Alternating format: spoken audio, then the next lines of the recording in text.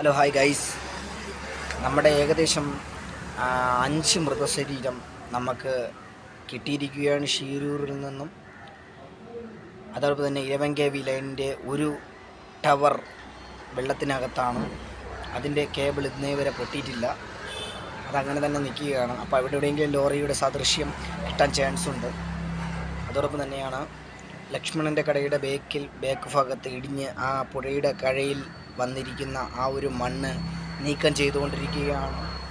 Metal detector ഉപയോഗിച്ച് നല്ലപോലെ അന്വേഷിക്കുകയാണ്. സോളാർ സിസ്റ്റവും യൂസ് ചെയ്യുകയാണ്. ഇന്ത്യൻ നേവി, ആർമി, അതോടൊപ്പം തന്നെയാണ് NDRS എന്നീ തുടങ്ങിയ എല്ലാവരും ഒത്തൊരുമയോടുകൂടി ആവേശത്തിൽ അല്ലെങ്കിൽ സ്പീഡപ്പോടുകൂടിയും അവിടെ അന്വേഷണം തുടരുകയാണ്. അപ്പം ഉടൻ നമുക്ക് എന്തെങ്കിലും തുമ്പ് കിട്ടുമെന്ന് പ്രതീക്ഷിക്കാം എന്നുള്ളൊരു കാലഘട്ടം അടുത്തിരിക്കുകയാണ്.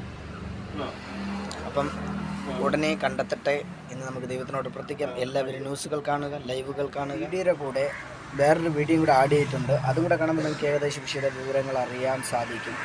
അപ്പോൾ അതും കൂടെ ഇതിലോട്ട് ആഡ് ചെയ്തിട്ടുണ്ട്, നിങ്ങളൊന്ന് കാണുക. ആർമി പറയുന്ന ഒരു കൺക്ലൂഷൻ, ഈ ഭാഗത്ത് ഇനി ലോറിയില്ല, ഈ ഭാഗത്ത് തെരച്ചിലില്ല എന്നാണ്. 80% മണ്ണ് ആ ഭാഗത്തോട് മാറ്റി. ഇനി 20% ഉള്ളൂ. പക്ഷേ അത് മലയടിവാരത്തോട് ചേർന്നുള്ള പ്രദേശമാണ്, വലിയ പാറകൾ ആ ഭാഗത്തുണ്ട്. അങ്ങനെയാണെങ്കിലുള്ള ഓപ്ഷൻ ഇപ്പോൾ എല്ലാവരും ശ്രദ്ധിക്കുന്നത് ഈ പുഴയുടെ ഈ ഭാഗത്ത് റോഡ് കഴിഞ്ഞ് ഈ മണ്ണിടിച്ചു നടന്ന ഗംഗാവാലി പുഴയുടെ ഈ ഭാഗത്താണ്. ഞാൻ ഒന്ന് പ്രേക്ഷകരോട് പറയാം, ഗംഗാവാലി പുഴയുടെ മൊത്തം വീതി എന്ന് പറയുന്നത് ഈ അപകടം നടന്ന സ്ഥലത്ത് ഏകദേശം 209 മീറ്റർ ആയിരുന്നു. ഏകദേശം 243 മീറ്ററോളം വീതിയുള്ള പുഴയിൽ 30 മീറ്ററോളം ഭാഗത്ത് വരുമ്പോൾ ഏകദേശം ഈ ഭാഗത്തായിട്ടാണ് ഇപ്പോൾ ഒരു മെറ്റൽ സോണാർ മെഷീൻ ഉപയോഗിച്ചുകൊണ്ടും ഒപ്പം തന്നെ GPS ട്രാക്ക് ചെയ്തുകൊണ്ടുമുള്ള ഒരു സിഗ്നൽ ലഭിച്ചിരിക്കുന്നത്.